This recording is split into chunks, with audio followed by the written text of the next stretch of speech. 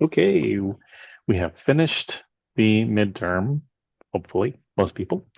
Some people are then working on test three, also hoping we get that done. But welcome to office hours. This is where we talk about chapter eight, professionalism, unit eight, phrase level pattern inferencing. And then the next module, module 10, talks about the applied decision-making scenarios and then multitasking. So, what questions do you have about professionalism? I'm guessing you probably at least get it on paper what professionalism is supposed to mean, right? You get the RID code of professional conduct that tells you you act in a certain way. It gives some description about you should do things, you shouldn't do things, and the rationale for why certain things happen. Hopefully, it also explains to you more about if you don't do these things, then it's not just about violation and getting punished, it's about potentially ruining somebody's life. And hopefully, we don't get into this job to think, ooh, whose life can I mess up today? Hopefully not. There are some people who might have different agendas, but I think in general, most people will end up becoming an interpreter because they really feel like they want to help. They want to provide some sort of connection, a bridge. They understand English, they understand ASL, they understand some other language, and they want to make sure that everybody else understands each other too. That's kind of the goal of professionalism, putting yourself and your personal needs last while putting the needs of your consumers first. So if you consider that and the do no harm principle and what would my mother or my grandmother think and all those other kind of ethical considerations, hopefully you will be the most professional possible. Now, we're all human, so we will maybe say the wrong thing, sign the wrong thing. We may go into a situation and be very gung ho and realize, oh, this is like a funeral. We need to be a little bit more sedate. Or we come in and we just had a really bad day and now we're interpreting for children and they expect you to be smiling because the teacher's smiling and do whatever the presentation is, we have to kind of match that energy. So it's always a juggling game. Any other questions about professionalism? I think that part was probably pretty easy.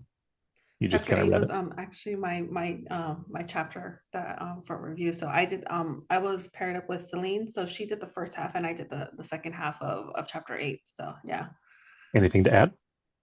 Just really good information there on behavior, like you were talking about, cultural norms. You know, we have to really be mindful when we get into a position, a job, when we go into a job, cultural norms, things that we think are strange, but other people that's their norm, and vice versa too. They might think that our cultural norms are weird, but they're normal to us.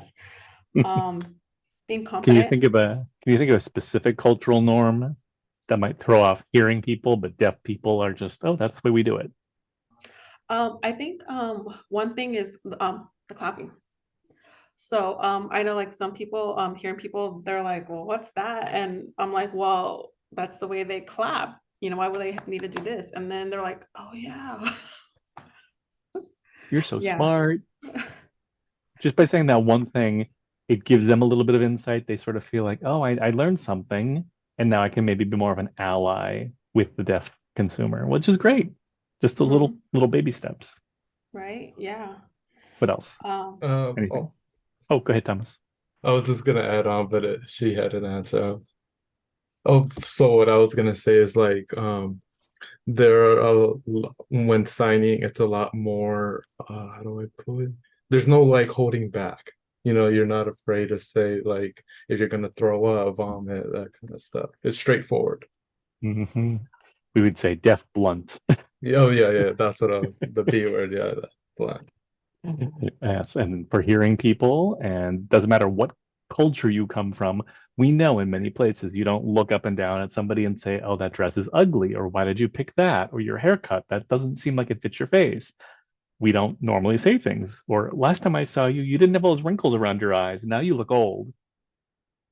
That's what deaf people do because they recognize visual stuff. Now, when we're doing that cultural mediation, maybe we adjust it to, wow, you look different today. Did you do something with your hair? oh, I remember you before, and something's different about you. And again, we're not doing it because we are changing the message, but we are recognizing that if we do that, then the next step is the hearing person has a different negative perspective about the deaf person. And we've actually made the deaf person seem like a klutz in a social situation, but typically they're not. And most deaf people are just deaf people and they can handle themselves in a conversation. So if they knew, oh, I need to be careful what I say, how I say it, that's different than if they look and just throw out some really, really mean comments. Oh, you look horrible today. That is the worst thing ever. That kind of comment is a judgment, which hopefully we can recognize from a deaf person versus, oh, look different, with a facial expression of, I just didn't recognize you. So hopefully that will help. Good one, Thomas. Vanessa, anything to add? Can you think of anything?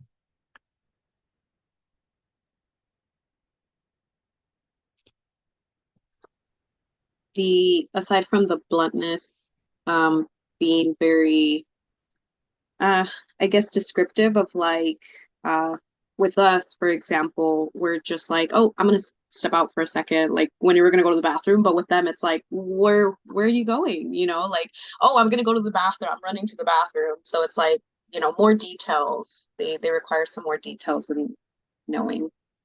Or they divulge too much. I have to go to the bathroom. So this morning I ate something that just didn't sit well, and I've had diarrhea all day long, and it is horrible. And I am so sorry, but I've had to go to the bathroom like 5 times today, and oh, my ass is raw. She has to go to the bathroom. She'll be Yeah. back. We may adjust our interpretation because all that extra stuff, well, deaf theirs, deaf tend, but hearing people do not want to hear about that. Like, especially if we're eating lunch or something. Maybe there are appropriate times for it, but not then, not there. Thank you. Good one. Anything else to add, Melissa? Or you all good? I thought I don't want being you to have to like reliable. represent everything. Oh, being reliable, that one really opened my eyes up to having a backup plan, having a backup interpreter because accidents, emergencies happen. So I didn't think about that, but as we continue our journey through being interpreters, we're going to encounter other interpreters and build friendships and connections.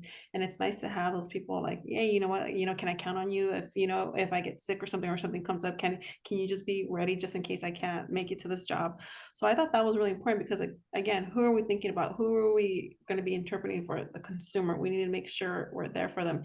And I mean, we're going to be in situations where it depends on their lifestyle, a job, going to the doctor, so these are very important events for our consumer. We need to make sure we're reliable, and having that backup plan, I think, was really, really, really a good idea. And yeah, that's something that I want to implement when I do get into the field. So that was an eye opener there.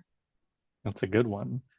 Who is going to know that on Saturday night there's going to be a huge fire on the 10 and part of that whole highway is going to be going down and blocked and you can't go that way? Well, if you have any jobs anywhere in that area or even out towards Hollywood, all of a sudden you got to start figuring out other ways to get around stuff.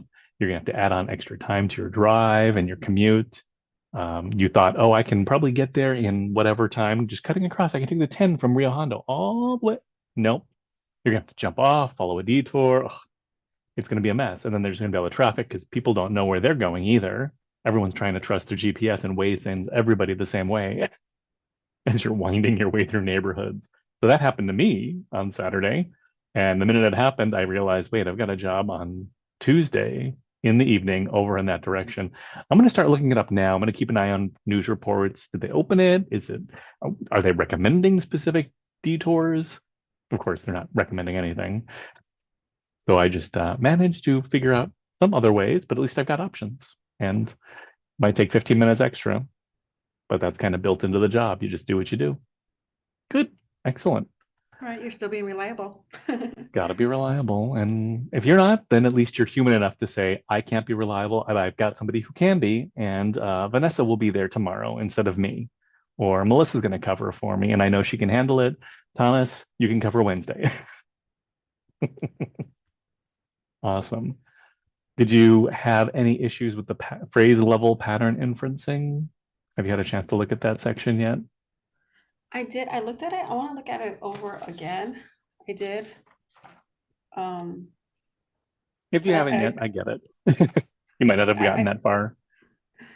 I did touch on it. I skimmed through it. But yeah, I would like to go back and just like look at it a little bit more and Okay. look some things up and stuff. Yeah. Okay. All the inferencing stuff, the word level, pattern, phrase level, all that stuff, it's more about just predicting. And our brains do it normally. So if you're good at doing Mad Libs or you like doing puzzles and crosswords and you figure out different word games, that's a lot of the inferencing stuff that happens. We're just used to doing it with words in English or some sort of spoken written language. We don't have an opportunity to do it very often with ASL and signed language. So that might be something if you really feel like it's one of the gaps. You're watching a deaf person, and the minute they do something you've never seen before, your brain shuts down because we're not used to allowing our brain and our eyes to keep watching. I missed something, keep watching. Oh, my brain will eventually catch up and figure out what belongs in that gap. It could be fingerspelled. It could be I missed an eye gaze. I missed a pointing. I missed a sign. Did they do brother or sister? Instead of getting all hung up on, I gotta stop them. Let them keep going. And then when they keep talking about a girl and they spell Shelly, they might have meant sister. Oh, okay. And your brain will fill that in, but you don't know until you allow your brain to get that phrase level inferencing skill to happen. Stop it, camera. Moving on to the next module, applied decision making, fun one. So this one, the section in the back of the book has all those different scenarios. And did anybody do that? Those sections? I did. What are you referring to? Like chapter 9, right? Yeah, chapter 9, but it's Okay. module 10. Okay. It's Yeah. kind of So I confusing. was going through a lot of them, and they're really tough because then, like, you read it, and then in your before you read the responses, it's like, okay, this is how I would handle it. And then once you read the responses, you're like, wait, can that be one of them? Um, like one of them was about you're at this event for a conference and you're there for yourself, not to be an interpreter for someone. Hmm. And you realize and you started to connect with someone who is deaf, but they didn't have their interpreter with them. And then like one of the option was like you let the people, the owners of it, know that they need to have an interpreter, but then their response was like, well, we don't have one. And it's like, do you step in and but then at the same time you're kind of like you're there for yourself, and I guess then that's where like the humane thing to do is how do you want to do your part, because yeah, it's not a job for you, but it's still like you're building a with trying to build yourself within a community, and this is another way you can do it even though it's not a job. All right. So where lies the ethical conflict in that situation? What did you think, Thomas? I would have hmm I The conflict is the deaf person has an interpreter or you become that interpreter, right? yeah, so they Well, they don't um have one, yeah, really. they don't have one, yeah. So do you become that interpreter? That's a conflict. And Yeah, I, in the situation, didn't they say it was kind of a thing, a setting of a conference where you were a professional in that situation too? let me. There were so many of them. Let me think. Mhm. I think I Do you have it remember right that here if you one? would like me to read it. Yeah. It's 9C. Consider Okay, this. I see it You now. are you are an attendee at a 3-day conference for educational professionals. You meet a deaf participant in the hall, and the two of you end up going to the same morning workshop. There is no interpreter at the workshop, and the visual aids, PowerPoints are minimal helpful. The following are not the only possible responses, but here are some realistic responses. And it goes through some of the responses. And what did you think about those responses, Thomas? Which one do you think you would have done personally? Okay, so I'll just read them to you. Response one, you do nothing and participate in the workshop as normally as you would have. Response two, you start interpreting. Three, you ask the deaf person if they would like for you to interpret it. And four, you go to the registration desk and demand that they call for the interpreter for the deaf participant. Okay. Yeah, so out of all of those, I like 3 and 4. The reason why I don't like 1 and 2 so much is because like it's kind of like one of those things where it's like you see something, say something. And with 2, I don't like it because you don't want to assume that they want your interpreting. They don't know you that well. You just met at the conference. Even though it's a nice gesture from your perspective, you don't know how they're perceiving it as. Mhm. Good And one. Good. also their focus could probably be trying to understand what is going on. And then if you're probably taking away uh, their attention from what's going on to you because it's unwanted. That's Mm, how I looked at it. good, good, good. Anyone else want to weigh in on this? What do you think it would be a better option? Or what option would you prefer? I would also choose response three. I would ask first. And one of my ASL classes, my professor was actually in that situation where there was a deaf person and a tow truck or something, and he just came off an interpreting position, and he asked them, he's like, hey, I just got off a job, I'm a professional, I'm an interpreter, would you like me to interpret? And so yeah, and he was like, you always have to ask, never assume, because they went their whole lives with being deaf without an interpreter, they could get along. So it's always best to ask. They'll figure out a way, right? And if they don't, well, that's part of life. You got to figure out a way. Nobody here has somebody holding our hands telling us what decision to do in every situation for all of our lives.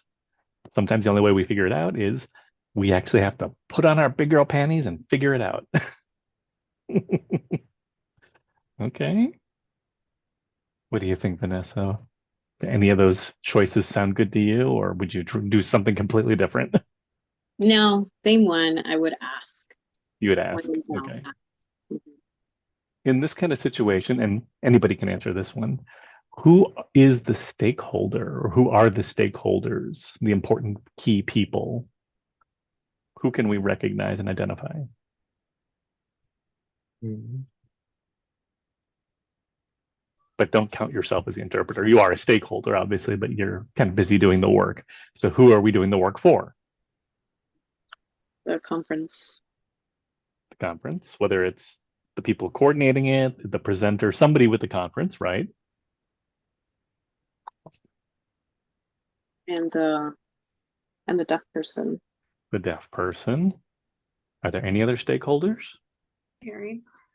Hearing people. Maybe it could be other attendees in the conference workshop. It could be hearing people who aren't in that workshop but might hear about it later. So I might get a rumor. Hey, did you hear about that situation where there was no interpreter, but they got an interpreter?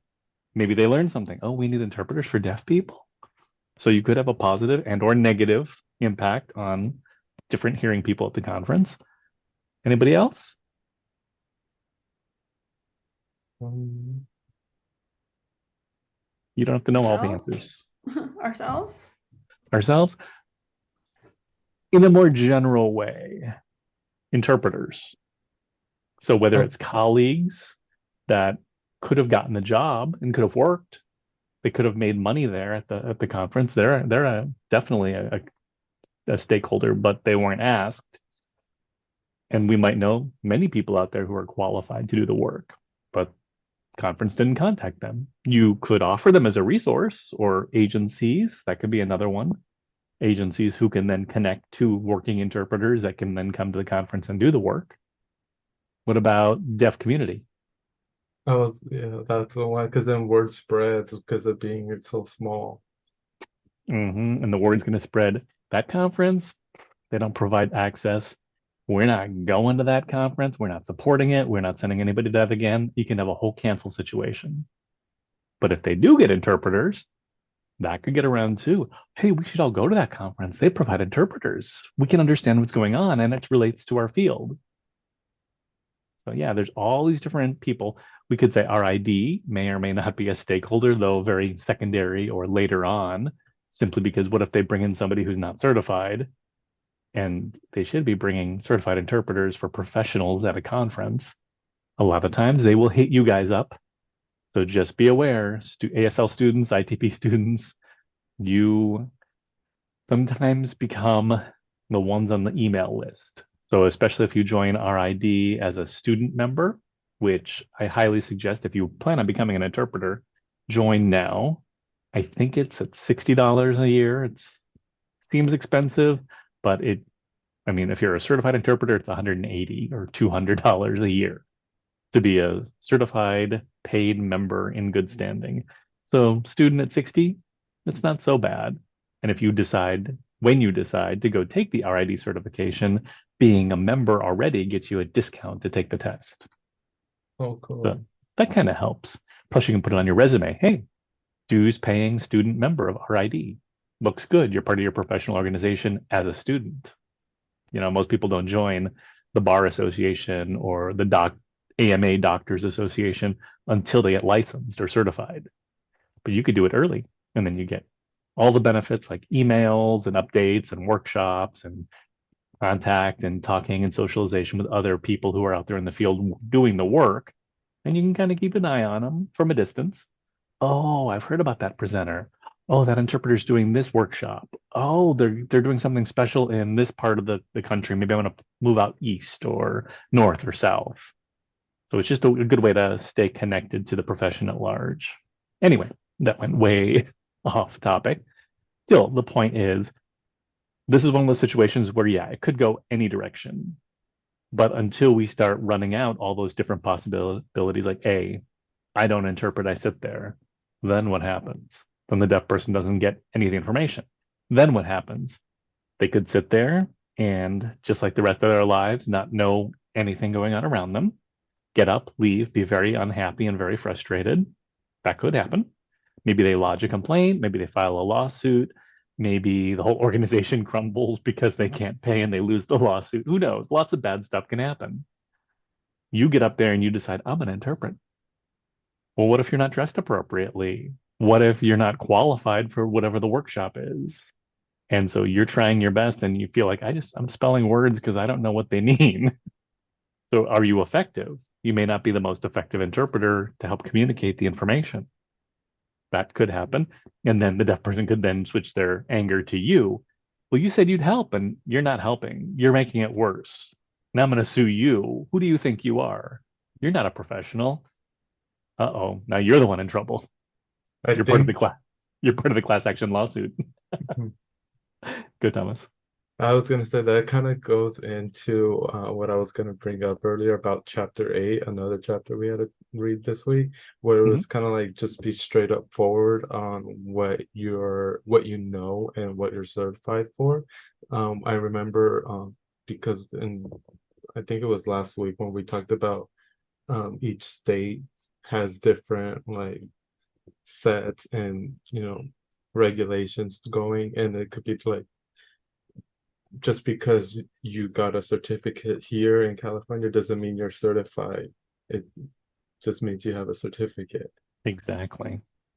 And it's like, but I mean, it's always good to, how do I say, never downplay yourself, but it's also important because you're dealing with real people and it's their lives as well, that you don't want to do a disservice by that. Very good point. Definitely. Know your place, know your abilities, set those boundaries. Because a lot of people, as I said, agencies and conferences and businesses that need interpreters, they'll start hitting you up. They don't know the difference between sign language student and sign language interpreter, and then certified sign language interpreter, or someone who specializes in legal or medical or mental health or performance. They don't know any of that. They just say, oh, you know ASL, you know that hand stuff. hurry, come here, we need you. A lot of ASL students who don't know these boundaries, don't recognize there could be an issue with me potentially getting a job later because my name is mud out there. And I'm totally blacklisted and canceled because I did a bad thing now. They don't see that. They just see, ooh, you're going to pay me $50 an hour? Sure, why not? I mean, it takes me forever to make money just flipping burgers, so why not? And it's unfortunate, but it does happen a lot. Or it could be, oh, that poor deaf person. I just care too much. I don't want him to go without. I'm going to do it out of the kindness of my heart. Maybe it's not about the money, but they have this kind of savior hero kind of feeling. They have to save the deaf person, which brings us to that third one where you ask the deaf person, do you want me to interpret for you? And these are my skills, these are my limitations. That's good. You're not going to be an SFD, a savior for the deaf. There are a lot of interpreters who come from religious backgrounds, or for whatever reason, they've got it inside themselves. They can save the deaf people, whether it's for the world or save them for Jesus Christ or save them for Buddha. And it's not really the most ethical approach. I'm hoping that most of us will recognize that it's very oppressive too. It comes across as kind of a missionary, almost trying to proselytize and get people to convert to your religion. It becomes that way. And this is about their workshop for work or their conference or their job interview. It's not about the religion. It's not about joining a group. It's about, I need to understand what people around me are saying. So that's that third one. If we do approach it that way with, do you want me to? And these are what my limitations are. I think that's a really good, healthy way to start because you can then negotiate and they can say no. And if they say no, well, okay, well, we'll try our best. And good luck to you. But at least you offered.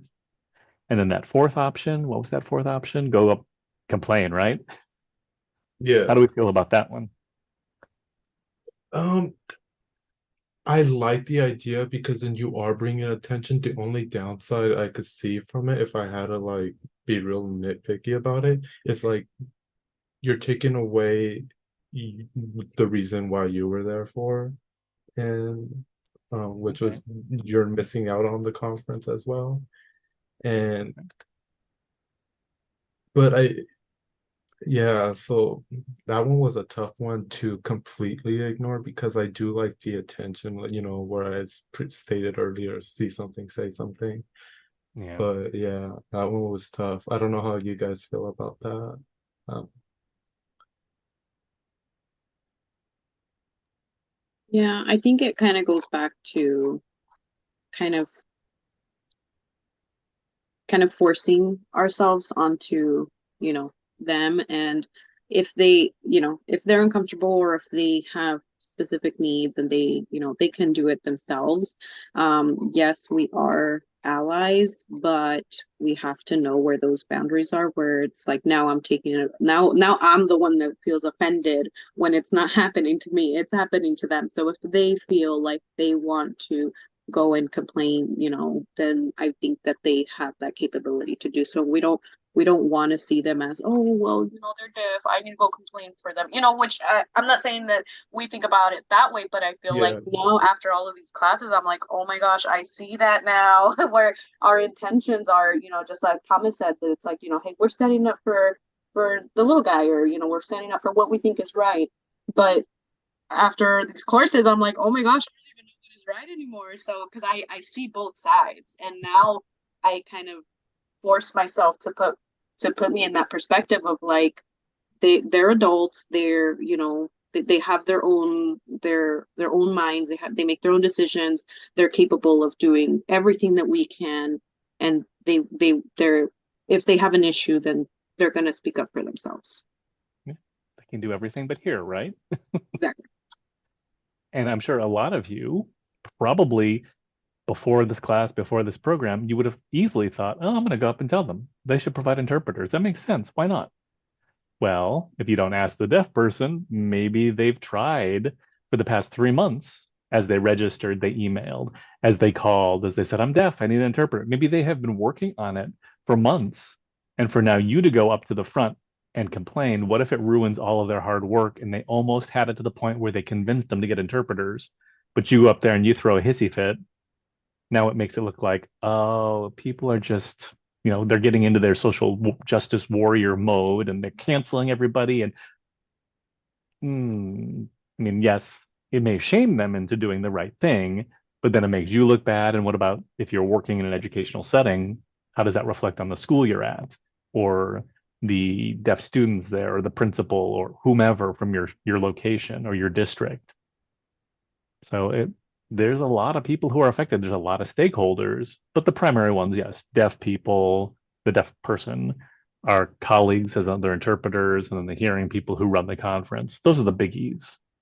Yeah, very good comments. So yes, Thomas, thank you very much for walking us through that.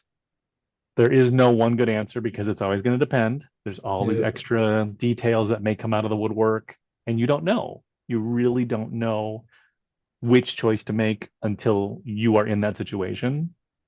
But because we've talked about it and we've been logical and we're not in the situation, we can kind of think about it a little bit more clear-headed. And we can say, if I did this, what will happen? This, and follow that kind of movie.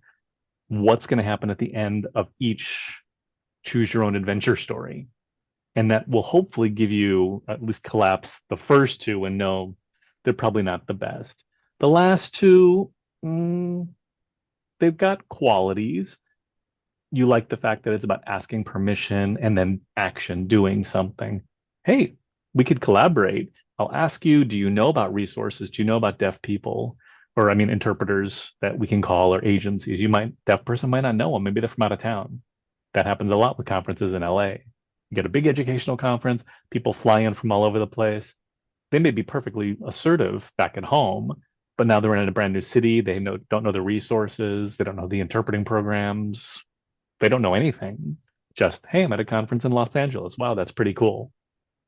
So you could be a resource. You could certainly be a support and an advocate, but to just take it on and do it for them, I'm hoping that we all get a feeling of that just doesn't feel right.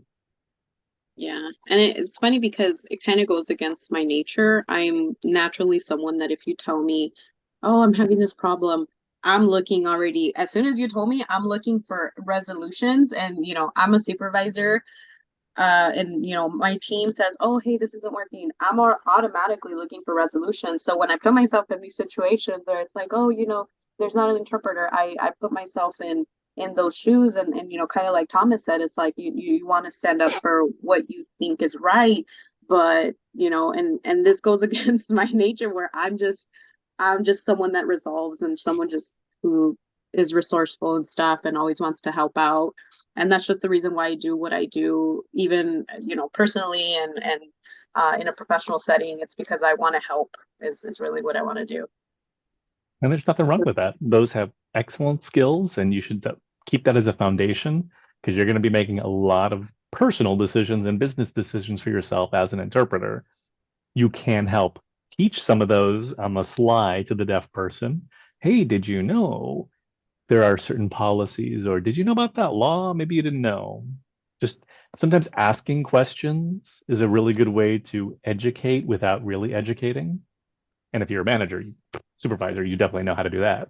Oh yeah. Oh yeah. It's not assuming like, hey, why Or didn't this coaching. person do this? And it's like, hey, did you do that? Or were you having issues when this was assigned? And it comes about. And I think that was part of the growing pains in my profession too, where it's like when I was first starting off, I'd be like, hey, you didn't complete this. And then they're like, oh, but I was having issues. And I was like, oh, okay. And then I learned, and I was like, oh, hey, why wasn't this completed? Were you having some sort of issues? Or and then that's when I'm like, oh, okay, let's ask those questions first before me saying like, hey, you didn't do this, why did you do it?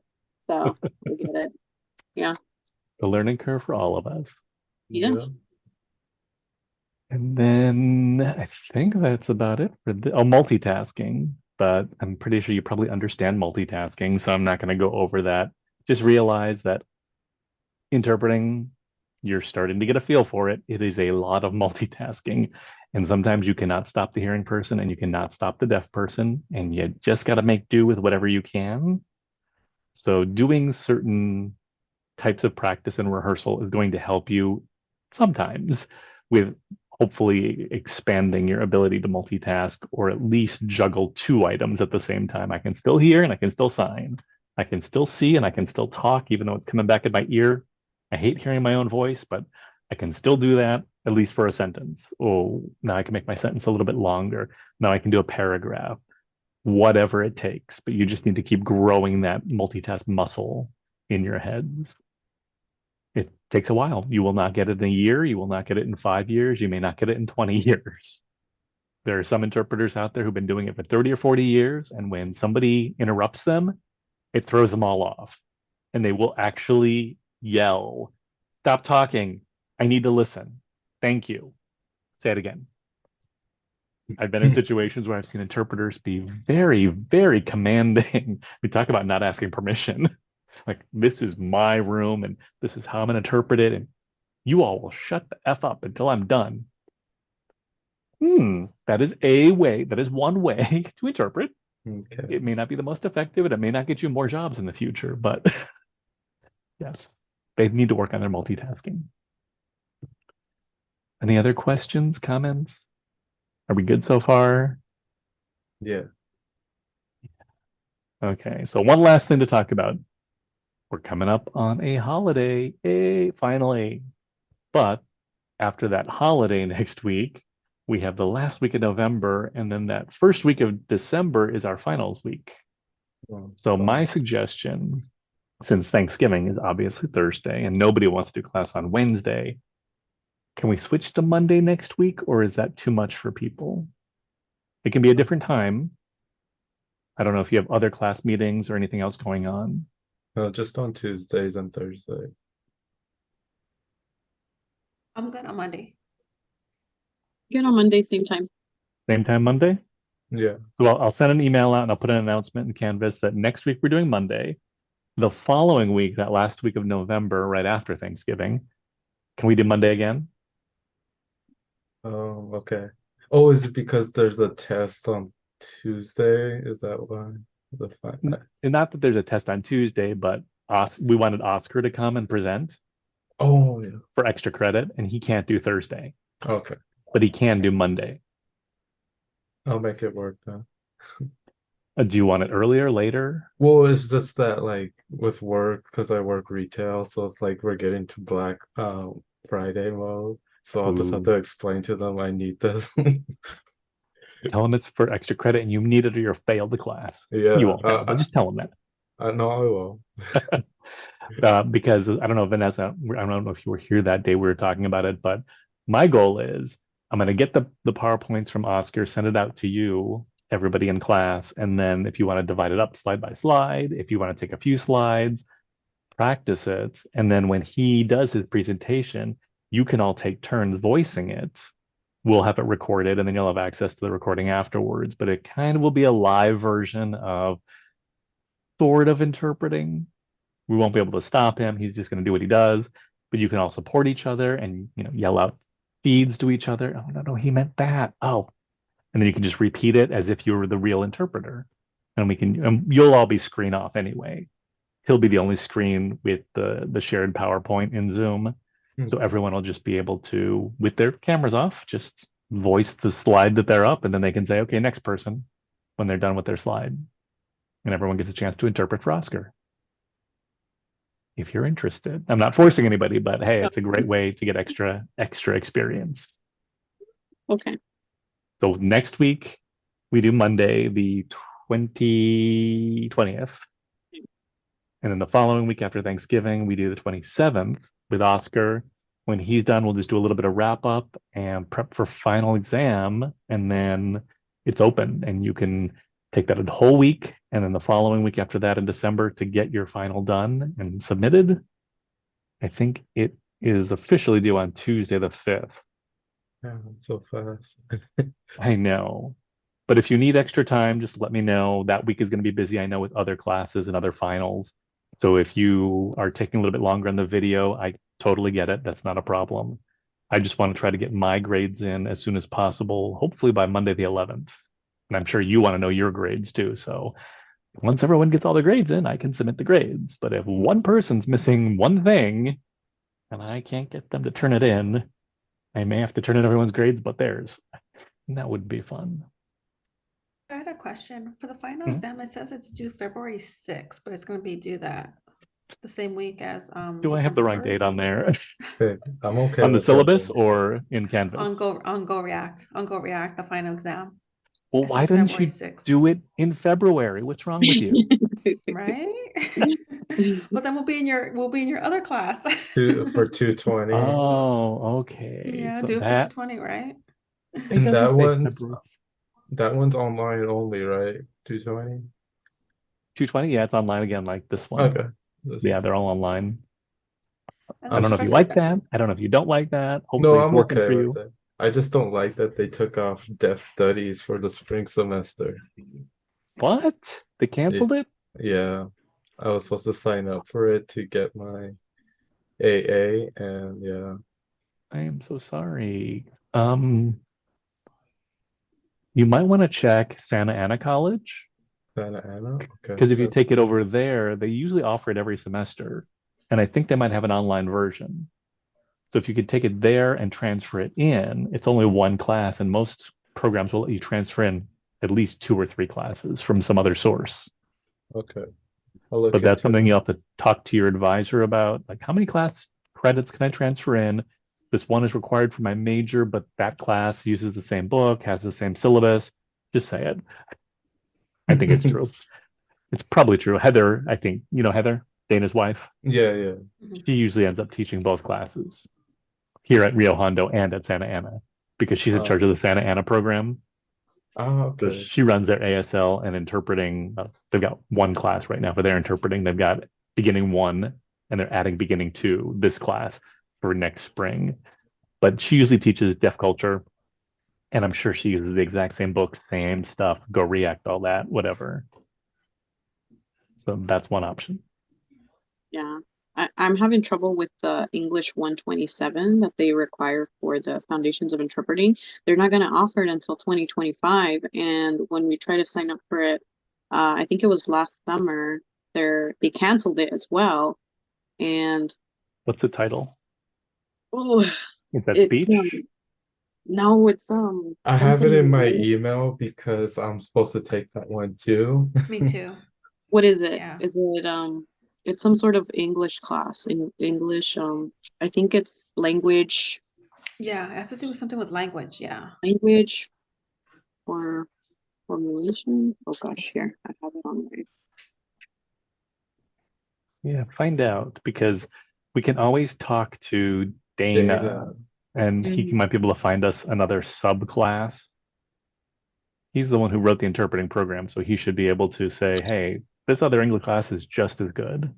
Right. Okay. Ooh, okay. Because yeah, making people wait till 2025 is stupid, then we don't graduate anybody and all of you are stuck up Well, a creek. my counselor, when she was making my schedule, she said that English is offered. Oh, I'm looking at the current one. But yeah, I'm having the same ASL 280. What's ASL 280? I We think don't it's have an ASL 280. storytelling Oh, sorry. Yeah, or storytelling or I forgot the other one. Yeah, 270 and 280. Yeah, they're kind of like sister courses. Okay. Yeah. Hmm. I think Have it's you- gosh, what is it? It's like language pathways. It's English 127. Language pathways? Is it all about the basics of English, like English, Latin and Greek roots and stuff? Like Language structure and language use, introduction to linguistics. that's 127. Yeah, English 127. And that's to receive your Associates of Arts degree in Foundations of Interpreting. We're definitely gonna have to talk about that because that does not make any sense. We can't Yeah, require a class that's never offered. right. I'm gonna talk to Troy about it. I'm gonna schedule a meeting with Troy and see if maybe he recommends that we talk to the data. Please do so. And when you find an answer, either put it in the discussion board or send I us all a put it in message. the chat if you guys wanted to see the required courses. Yeah, I had that list too. Professor, should we reach out to Dana also and let him know about that? Oh, yes, because that doesn't make any sense. Part of the problem, and you didn't hear it from me, is that our dean, Alice Mecom, seems to think that these classes, the interpreting classes, should be offered 211, 212 in the fall of odd years, and then 220 should be offered in the spring of even years. Well, that works out right now for you, but what about next fall? It's going to be an Mhm. even year, so there's no students, there's no classes offered, there's no cohort.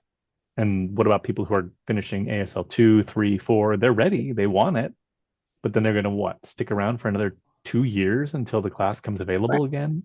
That's no Mhm. way to run a program for a 2 year Yeah. school. Mhm. Mhm. Yeah. Yeah, so that's why. And next fall, I'll be going to Northridge and here at the same time. English 127 or 127H. Mhm. Yeah. Oh, thank you, Thomas. I see it. Yeah, language structure and language use, introduction to linguistics. Yep, So and if that's the it's, one that they canceled, and so if I it's got intro them. to linguistics, I wonder if you could see if the ASL linguistics could cover that. Yeah, because I'm taking that right now. I'm taking ASL linguistics right now, and we're covering a lot of Oh, stuff. So 250? Oh yeah, with Andy. yeah, Mhm. Yeah, Yeah, but that's already on there. That's already a requirement, I think. It Is is, it? but your advisor might be able to say, oh, ASL linguistics, linguistics is linguistics. We're just applying it to ASL. So you are learning the basics of it. You could easily apply it to English, even though whatever. Maybe they'll let you do a different type of English adjacent class to Mhm. replace the 127 and say that as far as the credit amount, that 3 credits, Okay. but that 250 covers both that and 127. I don't know. Yeah. Sometimes it just takes a little bit of forcing them to think outside the box because you know the counselor. It's just check, check, check, check. Oh, can't check that box. Yes, you can. You can totally check it. Watch. See, you can check it. You can do it. You can do it. Come on. Come on. Here, want a treat? I'll give you a treat. yeah. Yeah. The ASL linguistics is required for the other associate's degree.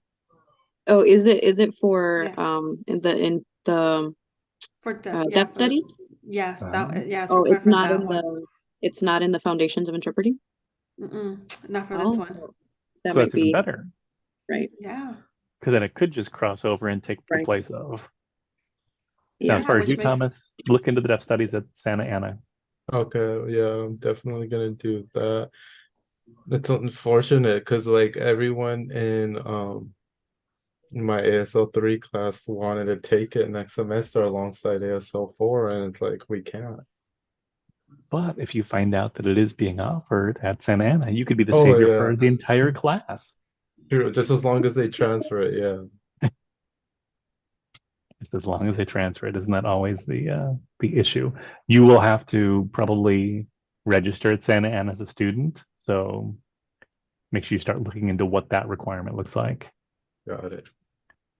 I don't know if getting into Rio Hondo is easy, but some community colleges are like, oh, you have to do a math placement, an English placement, and all these other stupid BS stuff. No, they didn't have that here. I Okay, had to do that's that good. when I first started. Yeah, Oh, the you placement did? test. Yeah, I did. Yeah, same. Yeah. You did. I'm gonna look up English 127, see what the actual description of that is, because I can't believe that they would require that and then not offer it. Yeah, because I Mm-hmm. didn't see that at all. I didn't see that at all. You may want to also contact the dean and say, hey, I need this if this class needs to be put back on the schedule for the spring too. So Mm-hmm. that might be another way to do it, approach it from two ways. As we're talking Yeah. about the go to the desk and complain. So go to the dean and nicely either, have a meeting, write an email. Her email address is amecom, MECOM, at riohondo.edu. But you can let her know, hey, I'm in the interpreting program. This class is a requirement for my degree. I need to graduate in the spring. It's not being offered. We need to do something to put it on the schedule or some sort of substitute that is equivalent to that credit amount. And then when she doesn't respond, then you go to her boss, which is the vice president of the college. And if he doesn't respond, then you talk to the president. Yeah, students have a lot of power because you're paying the tuition. Right? Start moving up that chain of command. Yeah. Yeah. And if you just want to write one to everybody and just CC them all, that always works too. Yeah, because that'd be cool. Because if that happens, if they put ASL linguistics there, then I would just need your class and I would be done. Exactly. It shouldn't be that Yeah. difficult. It really shouldn't. Yeah, because that I'm finishing everything up in the spring. I'm taking your class, which is what is it, 220, 212. Oh yeah, in spring 220. 220. Yeah. 220, and then what other ASL classes are 270 and 280? You're Literature going and to do both of storytelling. those? Yeah, in the spring, and this is literally the only one I would need. So if I could take it in the spring too, then boop, done. You know? Yeah, that'll work. I do feel bad for Christian. Remember Christian from the first Yeah. 211 class? Yeah. They Yeah. blocked him from taking classes because he was a high school student. Oh yeah, the credits and stuff, Oh, that or sucked. the I felt so bad. charging him for all For the all credits. of the credits. But That's he was crazy. telling me the other day he's gonna take 220 in the Oh, spring. good. Yeah, I'll sign him in. I'll add him in. That's not a problem. I mean, yes, it helps if you do 211, 212 before you do 220, but during COVID, they didn't offer 211, 212 when the dean changed it to the even year fall.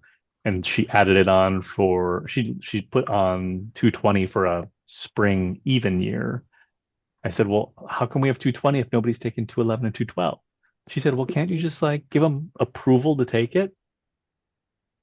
I can, but the whole reason we have them in the specific order is so that you work your way up to more difficult things to interpret. I mean, Right. you would not want to be in 212 before 211, would you? And do it No. backwards?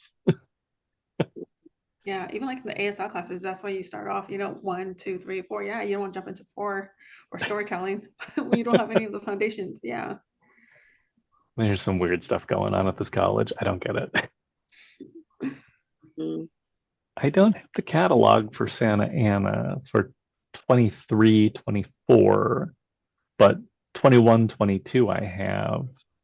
And as far as ASL is concerned, let's see. Come on, load up. It's only 458 pages in the PDF. Sometimes I feel like I spend more time advising students than actually teaching. Mhm. And I thought it was so funny because they did send me an email saying, or no, a text message telling me that it was canceled and it wasn't going to be offered until 2025. And if I was interested in taking it, I was like, yes, it's a requirement of my degree. I have to take it. And I've been texting them back constantly. And I'm like, hey, following up. They don't text me back. And I'm just And like, okay, well. So I was already going to meet with Troy and talk to him about it. well, I find the irony a little weird because we get yelled at a lot, the instructors, about we need to get students through programs in 2 years. We're in AA degree community college. Students should not be spending more than that, maybe 2.5 years. So we need to rush students through. And I say, well, we try, but in ASL and interpreting, it's very skills based. So if people happen to have skills and their hands can move great, wonderful, they move on. Or if they've got really good receptive skills, they can move on. But if they have issues, they could be on the 12-year plan. And you can yell at us all you want, but that student is not going to keep going through, and I'm not going to pass them if they can't pass the tests.